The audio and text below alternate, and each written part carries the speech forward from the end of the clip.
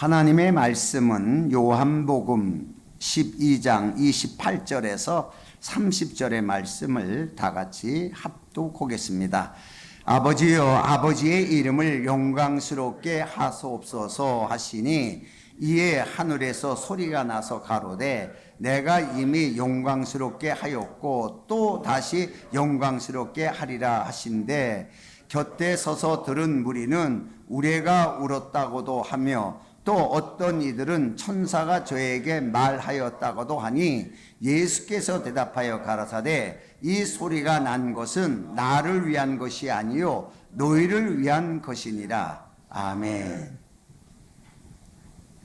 모든 성경의 말씀이 참 다 복된 말씀이고 하나님께서 우리에게 축복하시는 말씀입니다. 그런데 오늘 이 본문의 말씀은 정말 깊은 말씀으로 영광스럽게 한다는 것, 최고의 영광을 얘기합니다. 하나님만이 영광인데 우리를 하나님께서 영광스럽게 하고 또 영광스럽게 하겠다는 이 말씀은 여러 축복 중에서 대단한 축복이고 구약에서는 있지도 않은 거예요.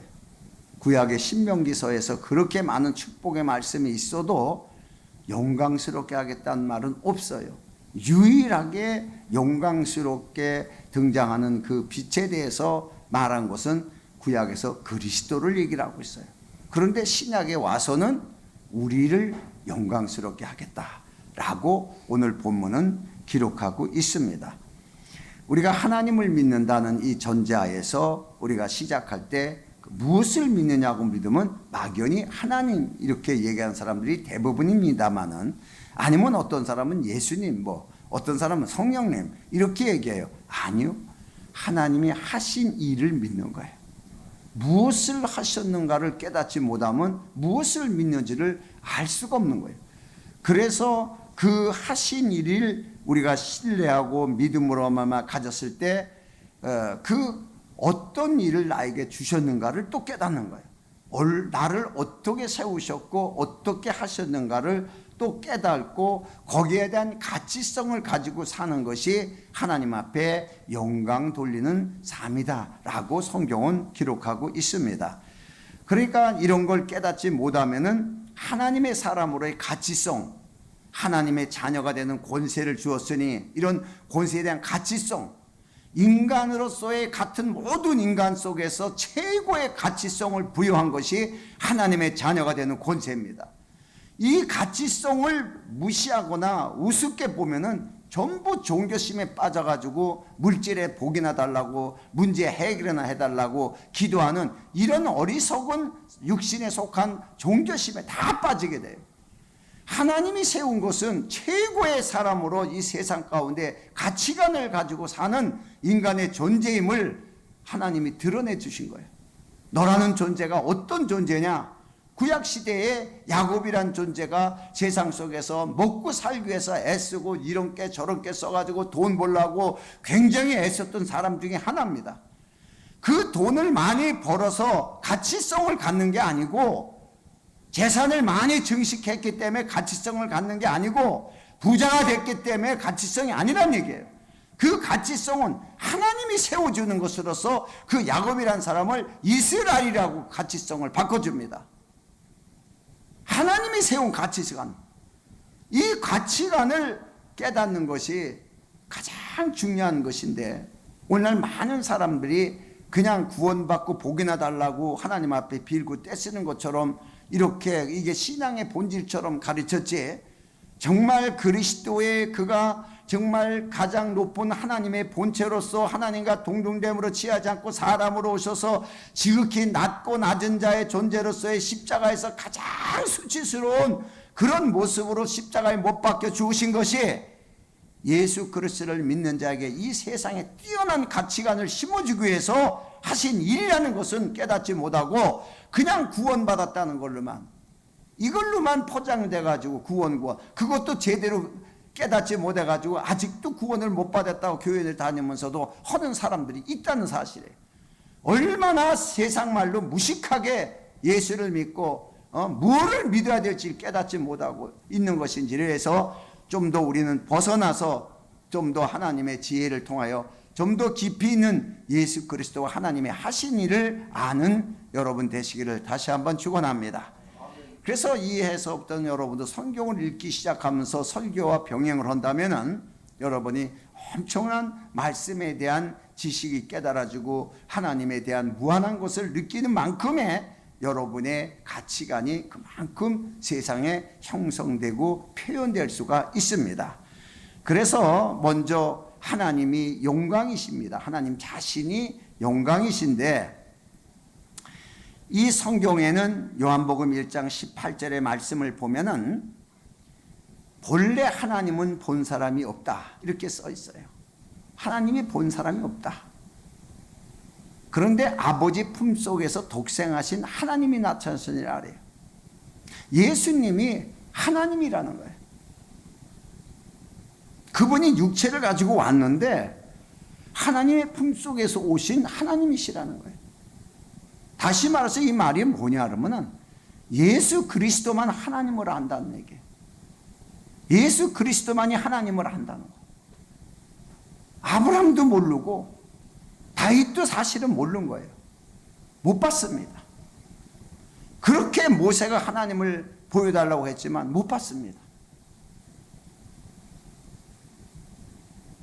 근데 하나님이 나타나신 거예요.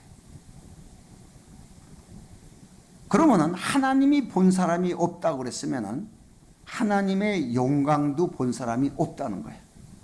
구약에는 성막을 통해서 하나님이 계신 곳이다. 이 성막을 통해서 밝은 이 빛이 드러나기도 합니다. 또 시내산에서는 엄청난 불길을 통해 가지고 하나님의 임재를 표현했습니다. 그러나 구름이나 불은 천사를 통해서 하나님의 임재를 표현한 것뿐이지 하나님은 구름도 아니고 불도 아닙니다. 본 사람이 없어요. 영광도 본 사람이 아무도 없습니다. 그래서 하나님께서는 예수 그리스도를 통해서 예수 그리스도를 믿는 사람들을 영광스럽게 하고 또 영광스럽게 하겠다는 거예요. 다시 말해서 그 영광스럽게 하고 영광스럽게 하기 위해서는 우리가 영광이 무엇인지를 알아야 돼요. 영광스럽게 된 사람이 영광을 모르면 이건 좀 이상한 거죠. 그래서 먼저 그 영광이 무엇인가? 하나님의 영광이 무엇인가? 그 영광의 표현이 무엇인가? 이건 성경에서 쭉 기록하고 있습니다. 요한복음 1장 14절에 가서는 예수 그리스도에 대해서 말씀이 육신되어 우리 가운데 거하심에 우리가 그 영광을 보니 이래. 그냥 난 아이를 봤는데 영광을 봤다는 사람이 하나도 없어요. 그냥 한 아이가 태어난 거예요. 그런데 요한은 영광을 봤다. 그 아이가 하나님의 영광이요. 바로 독생자의 영광이라는 것은 하나님의 영광이라는 거예요. 하나님이 가지신 그 영광이 그 영광을 그냥 가지고 오신 분이라는 거예요. 하나님의 영광. 예수님 자체가 하나님의 영광이라는 거예요. 그러니까 예수님을 보면 영광을 보는 거예요. 자, 이렇게 요한복음에만 나와 있어요. 요한만. 그래서 그 영광을 볼 수 있는 사람은 누가 볼 수 있느냐? 율법의 모세도 아니고 은혜와 진리 가운데 있는 사람만 영광을 볼 수가 있어요. 그래서 예수님이 그 영광을 우리에게 하나님의 영광으로 오셔서 영광스럽게 하시기 위해서는 우리에게 은혜와 진리로 우리에게 가르쳐야 돼요. 또 적용해야 돼요. 그래서 은혜와 진리 안에 있는 자들이 하나님의 영광 속에 이룰 수 있고 또 영광 속에 갈 수 있는 이 길이 열려지는 거예요. 이걸 예수 그리스도가 하시기 위해서 오신 겁니다. 자, 그러나 성경에서는 하나님의 영광과 빛과 구분을 하고 있어요. 우리는 영광, 빛. 영광은 굉장히 큰 빛. 빛은 그냥 빛. 영광은 엄청난 빛. 뭐 어떻게 표현하면 그렇게 볼 수가 있어요. 그런데 원문의 해상에서 쭉 해석을 해보면 영광과 빛의 차이는 좀 많이 달라요. 먼저 우리가 이 성경을 보면은 시편 19편 1절의 말씀을 보면은 하늘이 하나님의 영광을 선포하고 궁창이 그 손으로 하신 일을 나타내는도다 그랬어요. 그러니까 하나님의 영광은 무언가를 통해서 드러나는 거예요. 하나님이 영광인데 아무도 볼 수 없고 깨달을 수 없어요. 그러니까 하늘이 그 영광을 선포하고 궁창이 이 우주입니다. 그 손으로 하신 일을 드러내는 게 하나님의 영광의 표현이에요.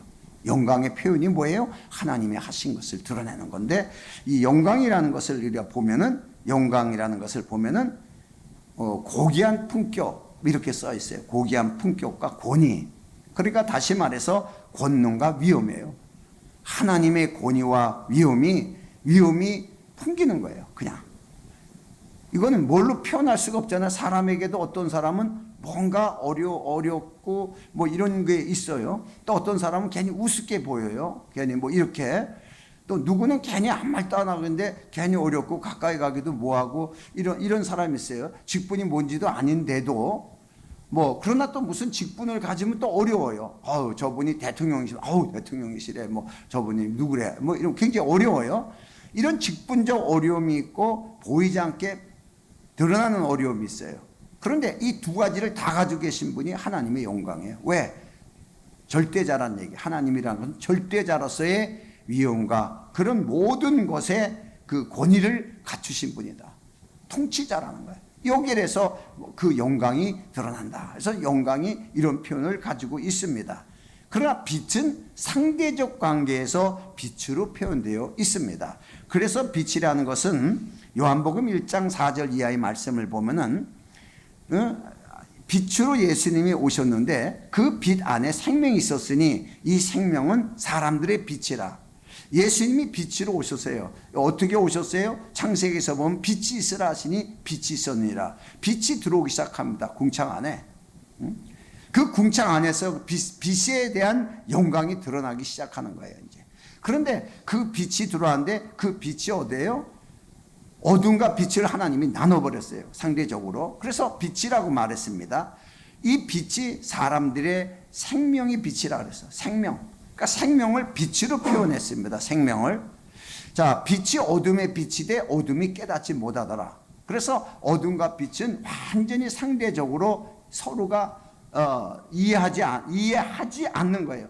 하나님도 어둠을 알고 계시지만 이해하지 않고 어둠도 빛을 알 수가 없어요. 그럼 누구만 아냐? 빛은 어둠에 속한 자는 어둠만 알고 빛에 속한 자는 빛만 아는 거예요. 자, 이렇게 상대적 관계를 빛으로 이렇게 표현을 하고 있습니다. 그래서 예수 그리스도는 하나님의 영광이면서도 빛으로 이렇게 오셨어요. 다시 말해서 하나님의 영광과 생명으로 우리 가운데 오셨다는 거예요. 그래서 우리에게 하나님의 생명을 주시고 하나님의 영광 가운데 이룰 수 있도록 하신 분이 예수님이에요.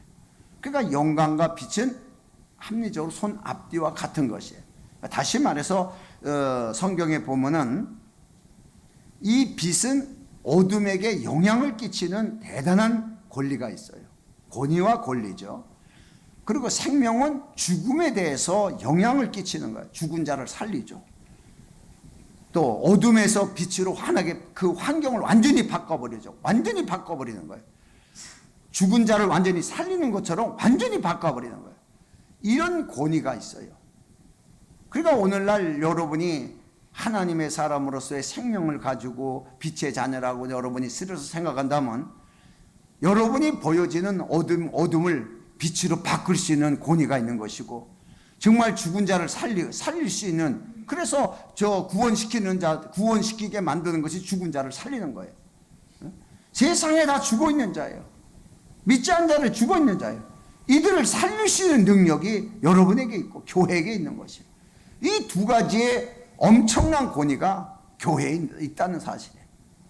그래서 성경에서 말씀하시는 것을 보면은 요한복음 8장 12절에 예수님께서 또 일러 가라사대 나는 세상의 빛이니 그래요. 나를 따르는 자는 어둠에 다니지 아니하고 생명의 빛을 얻으리라. 그래서 예수님을 따르고 믿기만 하면 생명을 얻는 거예요. 우리를 포괄적으로 구원이다 라고 말하지만은 예수님이 빛이라 그러니까 모든 그림에서는 이 후광으로다가 빛이 나게끔 뭐 이렇게 하고, 제자들을 보고도 빛이라 그러니까 뒤에 후광이 나게끔 이렇게 가톨릭에서는 그림을 그려서 만들어 놨습니다만은, 이거는 눈으로 가시적으로 보이는 빛이 아닙니다. 예수님은 우리 얼굴하고 똑같았어요. 뭐 예수님 얼굴에 광채가 났더라, 없어요. 모세 얼굴에는 가시적으로 광채가 났습니다. 가시적으로. 그럼 그 광채가 모세 얼굴에 대한 광채보다도 더 크고 위대한 하나님의 영광으로 오셨는데, 예수님 얼굴에는 광채가 안 났어요. 가시적인 광채가 아니라 그 영향을 끼치는 거예요. 생명의 영향력. 이게 빛이에요. 빛은 뭐냐? 어둠 가운데 있는 자들에게 생명에 의한 영향력을 다 끼쳐버리는 거예요. 죽은 자들이 막 다 살아나기 시작하고, 병든 자들이 고침을 받기 시작하고, 없는 데서 있게 만드는, 무에서 유의 창조의 역사를 이루는 것. 이게 바로 생명의 원리입니다. 창조적 원리. 이것을 우리에게 주시는 거예요. 그래서 성경에 보면은 이사야서 60장 1절의 이 말씀에 보면은, 일어나 빛을 발하라. 이는 내 빛이 이르렀고 여호와의 영광이 내 위에 임하였음이니라 라고 기록되어 있습니다. 이 말씀은 오실 그리스도에 대한 예언의 말씀이에요. 하나님의 영광으로 오실 그리스도. 그러니까 예수 그리스도의 머리는 하나님 아버지죠. 영광으로 또 영광이 되고. 자, 그러면 우리의 머리는 누구예요? 그리스도예요. 그럼 우리는 그리스도의 몸이에요. 똑같은 영광 가운데 있죠. 그런데 우리에게는 한 가지가 또 남아 있습니다. 영광스럽게 하였고 또 영광스럽게 하리라가 또 남아 있습니다. 자, 여기서 보면은 하나님께서 그 빛의 결과는 하나님의 영광을 드러내기 위한 거예요. 예수님이 빛으로 오셨습니다. 그런데 그 결론은 하나님의 영광을 드러내고 표현하는 거예요. 그래서 예수님도 제자들을 통해서 제자들을 세상의 빛이라고 그랬습니다. 마태복음 5장 14절에 가서 말씀을 보면은, 너희는 세상의 빛이라. 산 위에 있는 동네가 숨기지 못할 것이요, 너희 앞에 다 드러난다는 거예요. 더 드러난다는 거. 다시 말해서 우리에게도 그 빛으로서 그 세상 가운데 영향력을 주는 존재라. 이게 세상의 영향력을 받는 게 아니고, 어둠의 영향력을 받는 게 아니고, 영향력을 끼치는 존재로서의 어디에 있어요? 산 위에 있는 동네가 숨기지 못할 것이요, 어떤 동네도 네 앞에 감춰진 것이 없이 다 드러나게 볼 수 있는 권위가 있다는 것이죠. 엄청난 하나님의 축복의 역사를 이 제자들은 깨닫지 못했지만은, 예수를 믿고 따르는 자들에게 대하여 너희는 세상의 빛이라. 뭐 한 게 없어요. 왜? 예수님이 빛이니까 빛하고 연결되면 빛이 되는 거예요. 예수님이 구원이시니까 예수 믿으면 구원받는 거예요. 예수님과 연결된 것은 그리스도에 대한 관계가 다 이루어져요. 예수님이 하나님의 영광이기 때문에 우리는 예수 안에 있으면 일단은 하나님의 영광 안에 거하는 거예요. 그래서 성경은 예수님께서 마지막 시대에 가장 귀한 말씀을 하시는 것 중에 한 말씀이 요한복음 17장 22절의 말씀인데, 내게 주신 영광을, 자, 하나님의 영광으로 오셨어요. 예수님 자신이 하나님의 영광으로 오셨는데, 내게 주신 영광을 내가 저희에게 주었사오니. 엄청난 얘기죠. 뭘 받으려고도 모르고 이 제자들은 이스라엘 회복이 되는 게 염원이고, 그래서 뭐 한 자리 해먹는 게 염원이고, 이 당시 그럴 때예요. 그런데 예수님께서 영광을 주었다는 거예요. 내게 주신 영광. 여러분, 예수님이 가지신 영광이 어떤 영광이에요? 독생자의 영광이에요. 아버지 독생자의 영광. 맏아들의 영광이 아니에요. 아버지와 동일한 영광이라는 얘기예요. 그러니까 아버지 영광이에요. 그 영광을 내게 주신 영광이에요. 내 영광이 아니에요. 지금 예수님은 내게 주신 영광, 독생자의 영광, 이걸 저희에게 주었사오니. 이는 우리가 하나가 된 것 같이, 하나님과 하나가 된 것 같이 저희도 하나가 되게 합니다. 영광 가운데 하나가 되게 하십니다. 이 말씀을 하셨어요.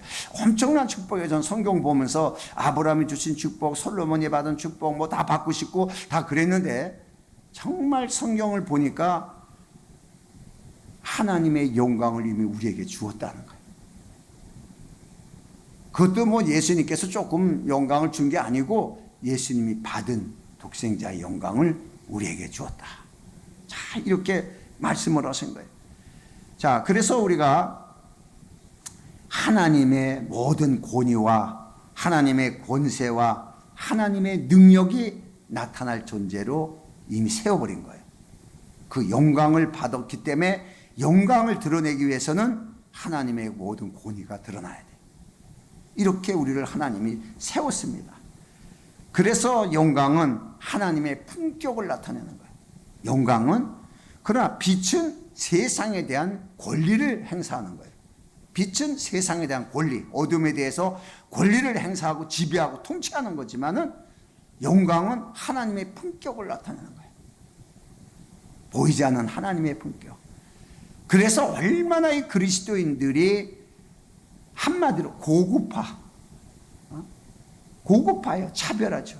엄청난 그런 위치에 이미 하나님이 우리를 세웠다는 것을 우리는 성경을 통해서 볼 수가 있습니다. 자, 그래서 데살로니가전서 5장 5절의 말씀을 보면은 너희는 다 빛의 아들이요 낮의 아들이라 우리가 밤이나 어두움에 속하지 아니하나니 이래요. 좋은 말씀이라기보다도 이 말씀은 매우 중요한 창조적 관계를 가지고 있습니다. 또 이 말씀에는 새 언약과 옛 언약의 구별점이 여기에 있습니다. 굉장히 깊은 말씀인데 우리는 빛의 아들이다 이렇게 간단하게 넘어가는데, 이 여기에는 폭발적인 말씀이 들어 있습니다. 우리를 빛의 아들로 이미 세웠다는 거지. 빛의 아들로. 자, 그래서 이 빛의 특징에 대해서 요한일서 1장 5절의 말씀을 보면은 우리가 저에게서 듣고 너에게 전하는 소식이 이것이니 하나님은 빛이시라. 그에게는 어둠이 조금도 없으시라. 그래서 그 하나님의 빛으로 오신 예수 그리스도는 어둠이 조금도 없어요. 그러면 예수를 믿음으로 우리가 빛의 자녀가 됐다면은 우리에게도 어둠이 조금도 없어야 돼요. 그런데 어둠이 생겨요. 이건 왜 그러냐? 어둠의 영향을 받았다는 얘기예요. 이게 우리가 회개할 문제예요. 왜 어둠에 받지 않고 빛의 자녀로 거꾸로 어둠에 영향력을 주기 위해서 하나님이 세웠는데 왜 영향력을 받느냐는 얘기예요. 예수님은 세상에 어떤 영향도 받지 않고 아버지 뜻대로 모든 것입니다. 여러분, 빌라도가 예수님을 십자가에 못 박은 것 같아도 하나님의 허락입니다. 십자가에 못 박게 해서 아버지의 허락이 아버지 뜻을 이루고 하나님의 영광을 이루시게 한 것이에요. 그걸 이루기 위해서 세상 왕 하나를 세워서 쓴 것뿐이지 빌라도가 고난받게 한 것도 아니고 십자가에 못 박은 것도 아닙니다.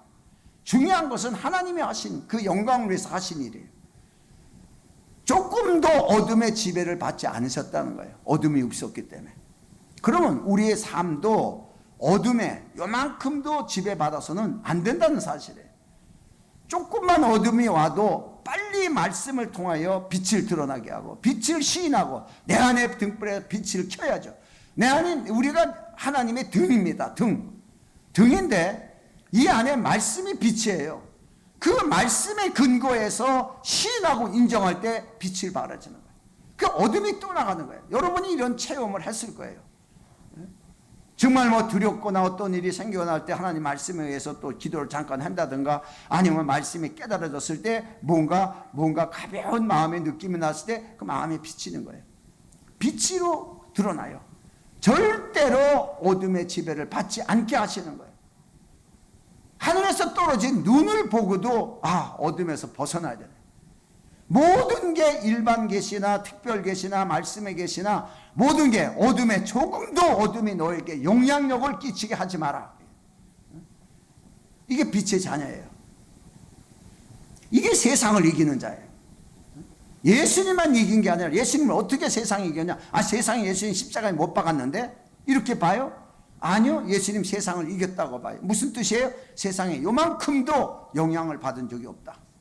마귀가 와서 예수님을 시험하고 영향력을 줘서 치고 자기 종 만들려고 해도 전혀 하나님의 말씀을 통해서, 빛을 통해서, 마귀는 어둠이에요. 빛을 드러내는 거예요. 기록되었을 때 또 말씀하셨으니 그냥 그 자리에서 물리치는 거예요. 세상 누구도 예수님에게 영향을 못 끼칩니다. 요만큼도, 머리 털끝만큼도 영향을 받지 않은 예수님, 세상을 내가 이겼다. 그러면 우리에게도 그 이김을 주셨다 그래요. 그러면 우리도 어떻게 이기냐? 이미 이김을 주셨는데 왜 이기는 삶을 못 사냐? 영향을 받으니까.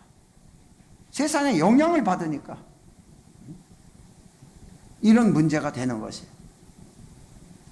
오늘 새해서부터는 정말 세상에 어떤 일에도 영향받지 않고 말씀의 근거에 내가 빛의 자녀인데, 여러분에게 안 좋은 영향을 끼치는 건 전부 어둠이에요.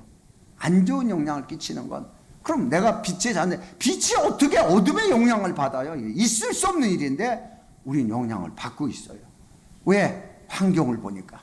하나님의 하신 일을 보지 않고 환경을 보니까 이런 문제가 있습니다. 그래서 누가복음 10장 19절에도 예수님께서 말씀하신 거예요. 예수님의 말씀을 받고서 나갔다가 온 자들이에요. 예수님이 말씀하신 대로 가서 그대로 전하고 왔던 자들이에요. 이들이 놀래가지고서 가서 말씀을 전하니까 귀신도 막 떠납니다. 막 너무나 놀라운 것을 체험합니다. 왜? 빛의 자녀니까. 어둠에 들어가니까 어둠이 다 떠나가는 거예요. 저절로. 너희는 빛의 자녀니까. 그러면서 하시는 말씀이, 내가 너에게 뱀과 정갈을 밟으며 원수의 모든 능력을 제어할 권세를 주었으니. 우리가 단순하게 예수를 믿음으로써 하나님의 아들이 된 권세를 주었다는 요한복음 1장 12절을 갖다가 하나의 상징적으로 보지 말고, 그 하나님의 자녀, 그 권세, 이것은 원수의 모든 능력이에요. 모든 능력. 영향을 안 받아야 된다는 거예요. 영향을 전혀. 이게 하나님의 정해진 법의 법, 하나님의 법, 하늘의 법, 땅의 법이 아니라 하늘의 법. 너희를 해할 자가 결단코 없으리라는 거예요. 오늘 이 말씀이 여러분의 머리가 되어서 어떤 상황 속에서도 하나님의 말씀이 먼저 여러분을 지도하는, 또 지배하고 통치하는 믿음의 삶이 되기를 축원합니다. 그 말씀이 드러날 때 빛으로 드러나는 거예요. 하나님의 약속의 말씀이. 그래서 말씀이 많이 우리가 있어야 돼요. 내 안에 말씀이 많이 있을수록 성령은 그 말씀을 깨닫게 하고 우리를 진리 가운데로 인도해 주신다고 이렇게 약속하고 있습니다. 자, 그래서 성경을 보면은 구약 성경에서는 시작할 때에 저녁이 되고 아침이 되니, 그래서 시간의 시작과 끝이 있습니다. 시작과 끝. 우리 개념으로는 아침이 되고 저녁이 되니, 이스라엘 개념으로는 저녁이 되고 아침이 되니 라는 이런 이스라엘의 역사적 관계가 아니라 이거는 생명과 죽음에 대한 거예요. 그래서 세상 사람들은 모두가 태어나는 걸 아침으로 보고 저녁은 죽는 거예요. 이스라엘 사람들은 죽음에서부터 생명으로 시작하는 거예요. 우리는 생명에서 죽음으로 가는 거예요. 이스라엘은 죽음에서 생명으로 가는 거예요. 여러분, 의미가 완전히 다릅니다. 그러나 이건 시간적 한계가 있는 것이에요. 그래서 이것을 이루신 분이 누구예요? 알파와 오메가여, 초음과 나중의 시작과 끝이라. 내가 시작과 끝이고 내가 알파와 오메가고 내가 시작과 끝이야. 내가 시작하고 내가 모든 걸 다 이루었다. 싹 이루어놓은 거예요. 보좌에 앉아 계신 예수 그리스도께서. 그렇다면 이제 시간적 관계가 어떻게 되느냐? 저녁이 되고 아침이 되는 게 아니에요. 이제는 아침에서 아침으로 향하는 거예요. 영광에서 영광으로 가는 거예요. 아침에서 아침으로. 여러분, 이게 매우 중요합니다. 오늘 핵심입니다. 아침에서 아침으로. 그러니까 예수님께서 부활하신 날이 첫날이에요. 첫날. 부활하신 날이. 그런데 또 성경에는 유일하게 딱 한 절에 여드레에 예수님이 또 나타나셨어요. 일주일 후인데 그때가 여드레 날, 이렇게 제자들에게 나타나신 날이. 그러면 첫날이 여드레고 여드레가 첫날이에요. 그렇죠? 그러면 일주일이 지난 다음에 또 동일한 어떤 시간이 아니고 여드레나 첫날이나 동일한 시간이에요. 하나. 다시 말해서 예수님의 등장은 아침입니다. 계속 아침에. 일주일이 지나서 끝난 게 아니라 또다시 아침에. 계속 아침에서 아침에. 이런 시간 개념을 이렇게 보여주고 있습니다. 그래서 성경에 보면 이사야서 42장 1절의 말씀을 보면은 나는 시온의 공회가 빛같이 예루살렘을 구원의 햇불같이 나타나도록 시온을 위하여 잠잠하지 아니하며 예루살렘을 위하여 쉬지 않을 것인즉, 이렇게 하나님께서 말씀하셨는데 이 말씀은 누구에게 적용된 거죠? 예수 그리스도. 우리는 하나님을 일하시게 하라고 우리는 기도하라고 이렇게 배웠습니다만은 그분은 이미 쉬지 않고 일하시는 분이에요. 쉼이 없어요. 쉬지 않고. 언제까지 예루살렘을 세워서 쉬지 아니할 것인지. 이때가 언제예요? 하나님의 나라에서 안식하실 때. 새하늘과 새 땅에서 안식하실 때까지 우리는 아직 거기까지 못 올라갔습니다. 이때까지 쉬지 않고 영광에서 영광으로 일하시고 계시다는 거예요. 다시 말해서 예수님이 이 시작인 모든 시작은 아침인 거예요. 그러니까 이사야서 60장 19절의 말씀을 보면은 다시는 낮에 해가 내 빛이 되지 아니하며 달도 내 빛이 비치지 아니할 것이요. 자, 그럼 낮에 해와 밤의 달, 이것은 넷째 날에 창조됐습니다. 바로 이 해와 달이 창조되면서 비로소 시간이라는 존재를 이 피조물이 생겨나기 시작했어요. 그래서 시간대에 사는 겁니다. 우리가 모든 시간대에 사요. 그런데 오직 여호와가 내게 영영한 빛이 되며 내 하나님의 내 영광이 되리니. 이래서 이건 누구 말씀이에요? 그리스도의 말씀이에요. 그리스도는 시간을 초월한 분이에요. 시간을. 예수님도 어려서 나와서 이게 나이 먹고 뭐 30세가 되고 다 자랐는데 시간을 어떻게 초월해? 아니요. 그는 육체로 보이는 것이지 실제상의 삶은 세상 시간의 지배를 안 받고 사신 분이에요. 세상 시간에. 이걸 성경은 얘기하고 있는 거야. 왜냐? 하나님의 영광 가운데, 하나님의 시간대에 있는 사람. 시간이 아니죠. 영혼 속에. 그러니까 이걸 잘 이해해야 돼요. 내게 영영한 빛이 되니까 낮의 해와 밤의 달, 시간이 영향을 줘요, 안 줘요? 안 준다는 얘기예요. 왜? 하나님이 영원한 빛이기 때문에. 그러니까 예수님은 영원한 아침이에요. 어둠이 지배할 수 없는 영원한 아침이에요.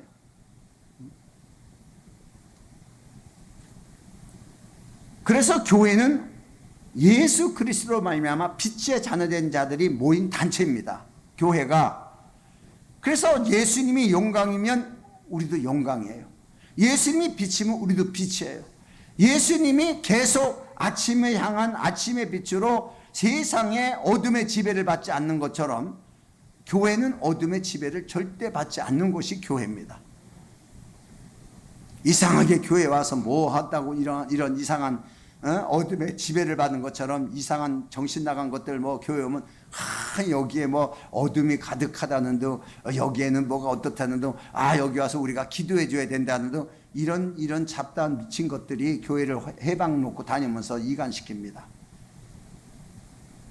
교회는 내가 세운 것도 아니고 여러분이 세운 것도 아니고 하나님이 세운 거예요. 구원받은 자들의 모임의 빛의 자녀들. 오히려 그들이 정말 영적으로 충만하다면 들어오면서 눈부셔서 못 들어와야지. 그게 무슨 굉장히 신령기처럼 교회를 위해서 기도해 준다고. 그냥 당신을 위해서나 하세요. 그래. 걱정하지. 교회 걱정은 예수님이 하시니까 하지 마세요.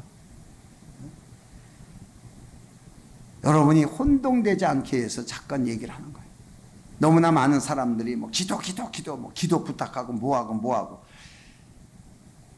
여러분, 돈 있는 사람은요, 전부 돈으로 기도 부탁하면 돼요.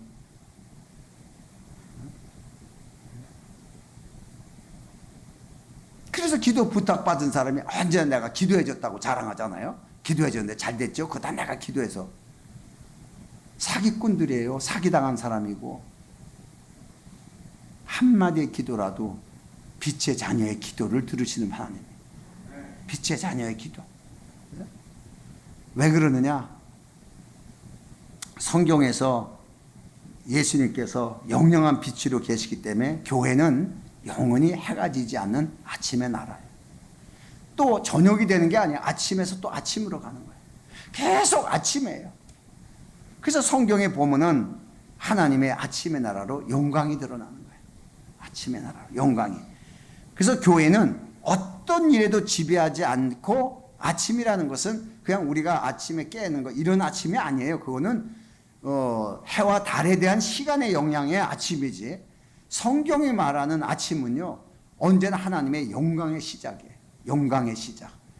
그래서 이사야서 아니면 마태복음 16장 19절의 말씀은 교회에 대한 말씀인데, 예수님이 내가 천국 열쇠를 내게 주려니 그래요. 자, 이것을 베드로는 신앙 고백하니까 이 천국 열쇠를 베드로가 받았다고 가톨릭에서는 이렇게 가르칩니다. 그러나 우리는 교회에게 주신 거예요. 내가 천국 열쇠를 내게 주려니, 내가 만약 땅에서 무엇인지 매면 하늘에서도 매일 것이요, 내가 땅에서 풀리면 무엇인지 하늘에서도 풀리리라. 자, 그러니까 우리가 맺거나 풀르거나 이걸 해야죠. 이거 안 하고 가만히 있는 게 아니고, 묻거나 풀르거나 이걸 하나님 앞에 해야 되는 거예요. 누가? 여러분 자신이. 교회가, 단체로서는 교회가 하는 것이고, 개인적으로는 여러분이 기도하는 거예요. 이걸 해야 하나님이 움직이지. 이것도 안 하고서 무조건 맨날 은혜라고 말해, 기도 부탁하고, 남들한테 기도 부탁하고, 기도해달라고 그러고, 자기는 바쁘니까. 기도를 부탁해도 하나님이 그 사람 기도를 들어주신다라고 써 있을까요?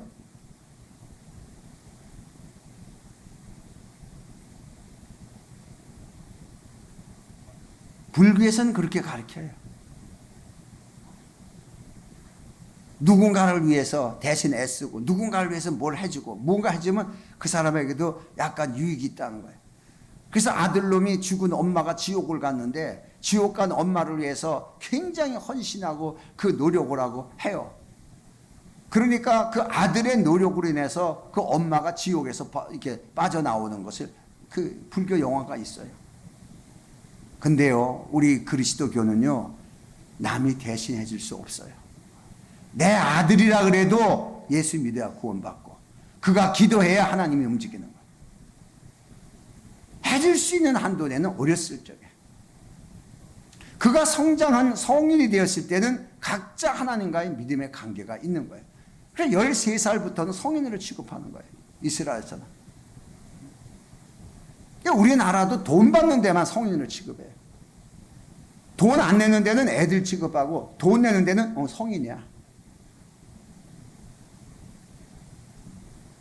재밌어요. 그래서 권리가 우리에게 주신 거예요. 교회에게. 엄청난 권리를 가지고 있다는 거. 여러분이 이 사실만 알아도 어둠에 치우치지 않아요. 그냥 어둠에 떠나가라고 내가 명해도 돼요. 내게 치우친 이 어둠아, 내가 명하는 떠나갈지어다. 그러면은 명했어요. 떠나가라고 묶어버린 거예요. 그러면 하늘에서도 묶이는 거예요. 이게 사실로 우리가 하늘과의 관계에서 엮여져 있는 사실. 얼마나 큰 축복이에요. 그냥 뭐 물질이나 달라고 뭐 이런 게 아니에요. 기껏 천국 열쇠를 주니까 돈이나 달라고 기도한 사람이 많아요. 권리 있는 기도와 달라고 이렇게 구하는 기도하고는 매우 틀린 기도예요. 지금 이 말씀은 천국 열쇠를 주기 전에는 구하는 기도예요. 천국 열쇠를 준 다음에는 권위는 내가 있는 거예요. 내가 끌르고 내가 묶으면은 하늘에서 동일하게 이루어지는 거예요. 이게 다른 거죠. 그러니까 어린아이가 어렸을 때는 문을 열어줘야죠. 엄마가 집에 있으면서 오면 문을 열어줘야죠. 나갔다 오면은. 아이가 자라면은 천국 열쇠를 줍니다. 집안 열쇠를 줍니다. 아이가 열고 들어가요. 비밀번호를 알려줍니다. 애가 열고 들어가요. 그래서 먹을 거 꺼내 먹고 먹고 가서 냉장고에서 꺼내 먹고 다 해요. 이거 자랐습니다. 여러분 성장되면 여러분이 이런 권위가 마음대로 쓸 수가 있는 거예요. 왜 이 권위를 못 쓰냐? 아직 성장되지 않아서 어린애와 같은, 고린도 교회처럼 아직 어린애와 같은 자라서 못 쓰는 거예요. 그래서 요한복음 17장 2절의 이 말씀을 보면은 아버지께서 아들에게 주신 모든 자에게 영상을 주게 하시려고 만민을 다스리는 권세를 아들에게 주셨습니다. 그러니까 세상을 다스리는 권리가 있어야 생명을 넣어줄 수 있는 거예요. 생명을 넣어줄 수 있는 거예요. 그래서 만민을 다스리는 권세를 아들에게 주었습니다. 이 아들은 교회에게 이 모든 권세를 또 주는 거예요. 교회에게 모든 권리를. 그래서 예수님의 모든 권리를 교회에다 건물에 있는 게 아니에요. 지체들에게 주는 거예요. 각 지체들에게 이 모든 권리를 주셨어요. 그래서 우리가 하나님의 아들로 하나님의 권세자로 세운 것이 첫 번째 영광이고 이 땅에서 두 번째 또 영광스럽게 하리라는 것은 새 예루살렘 성에서 그 영광스럽게 그 천국 잔치에 이룰 때의 영광이에요.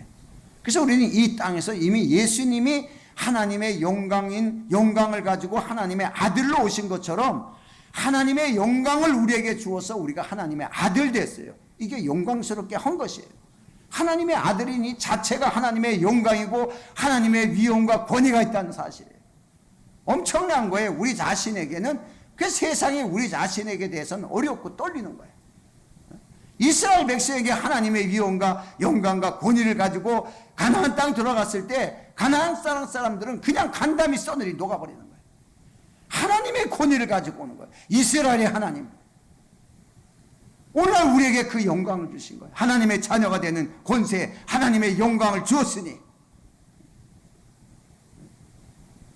이렇게 엄청난 것을 우리에게 주셨습니다. 그래서 정말 우리를 빛의 아들로서 세상에서 어떤 어둠에도 지배받지 않고 능히 감당하고 이기는 그 이김까지 주셔서 우리를 일하게 하십니다.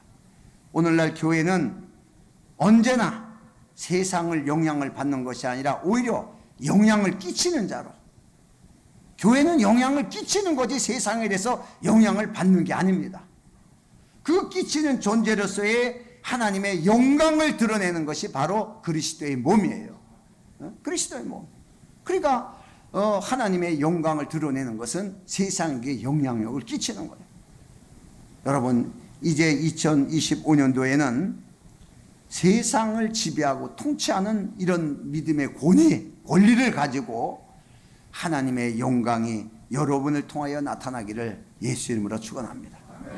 그러니까 여러분의 가정의 영광과 그러면 가정의 어둠이 다 떠나고, 그러면 하나님이 일하시는 것만 드러나는 거예요. 세상에 막 지배하고 통치하고 들어가는 거예요. 하나님의 영광이신 그리스도가 땅을 밟는 그 순간부터 땅은 정복되기 시작하는 거예요. 아브라함에게 복의 근원이 돼서 밟은 땅을 너에게 준다 할 때 아브라함이 밟는 땅이 전부 다 아브라함 땅이 되는 거예요. 그 권위예요. 땅에 대한 권위, 하늘에 대한 권위. 이제는 그리스도의 지체들인 교회에게는 하늘의 권위, 땅의 권위 두 개를 다 주고서 하나님의 영광이 드러나게끔 이미 하셨어요. 내가 영광스럽게 하였다. 내가 받은 영광, 내가 아버지께 받은 영광, 독생자의 영광을 저희들에게 주었으니 하나님의 영광을 이미 받은 사람들이에요. 그리고 하나님의 아들에 대한 자녀된 권세가 있는 사람이에요. 이것을 가지고서 정말 세상 가운데서 하나님이 보시기에 아름다운 영광이 드러날 수 있는 믿음의 삶이 되도록 오늘도 우리 가운데 역사해 달라고 다 같이 통성으로 기도합니다.